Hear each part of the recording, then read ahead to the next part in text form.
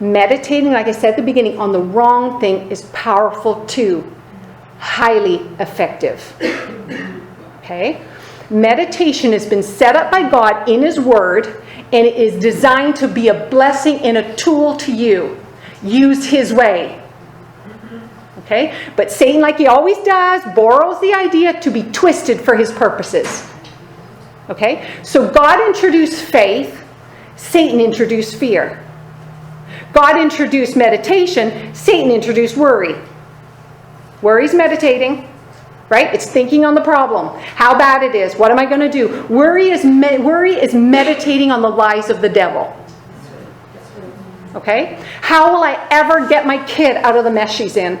I mean, I've tried. It's been years. I've prayed, and it's still the same. What if she never serves God? I mean, I wonder where she is or what she's doing tonight. And it's taking the time to think, to meditate, right, on the problem in front of you. When God has already said, your children shall be taught of the Lord, and great shall be the peace of your children. Right? All of them. All right? Notice he didn't say, great shall be the peace of most of your children. That is not what he said. Right? So what are we going to do? What are we doing thinking like that? Right? He's right. Our experience is not. Okay? And notice something.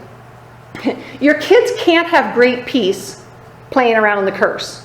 So apparently, if that's where they are right now, they're coming out of that too.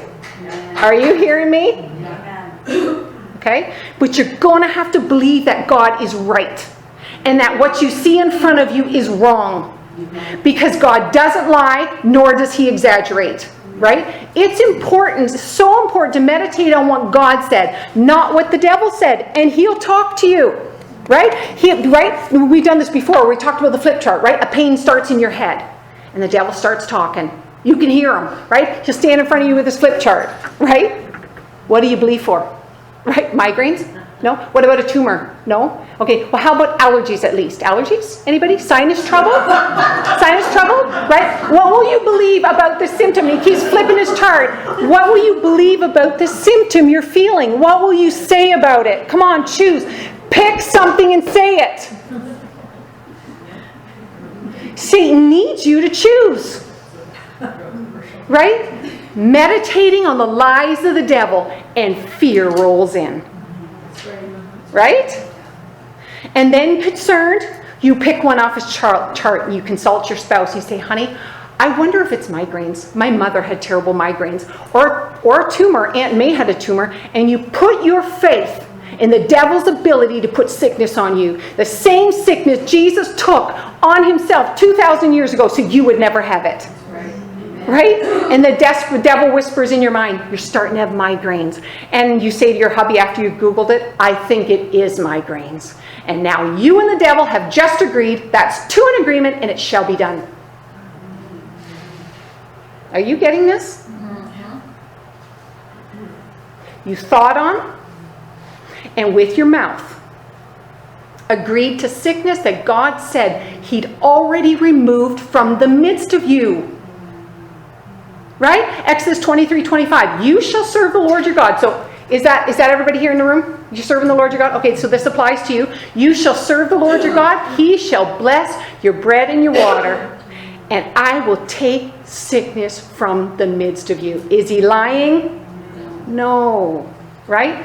The devil tried that on me once. Right? But I've learned some things. We had called the family meeting with our boys, and the devil didn't like it much, but he's not the boss, applesauce. And so as I was walking down the stairs after this meeting, a lump formed under my tongue. And I mean a lump. Okay? And so you know what I did? Nothing. Nothing. Right? I was not about to entertain the devil standing there with his flip chart. I said one word, no. That's it. And I went on with my evening. I wouldn't even tell Patrick about it. Nobody. Right? Ticked the devil right off. Right? Wouldn't even give it think time. I refused to even so much as check under my tongue. Later that night we went to bed and I went to go to sleep and I thought, oh yeah, then I checked, gone. Never there before, never there since. All right? You see, right from the start, I would not agree with the devil. Why? Because there's power in agreement. Right? Satan goes about as a roaring lion seeking whom he may devour. But I wouldn't give it a moment's airtime in my head, let alone permit it off my tongue. I had no intention of being in the may devour crowd. That's right. Meditation and your mouth are connected. Okay? What you think about will eventually come out your mouth. God said so. Right? Stub your toe, and we'll find out what's in you in abundance. Correct? Out of the abundance of the heart, the mouth speaks. Correct? Matthew 12:34. All right? So, for example, if you think or meditate on how rough you've had it, how unfair things are, that's what's going to be in your heart in abundance. And that's why it keeps coming out your mouth. And when it comes out your mouth, because it wasn't faith talking, because faith only says what God says, and whatever is not of faith is sin, Romans 4:23, Satan then has the legal right to create more of the same for you, because you agreed with him instead of God, giving him power he didn't have before. Because he's got none where you're concerned unless you give it to him.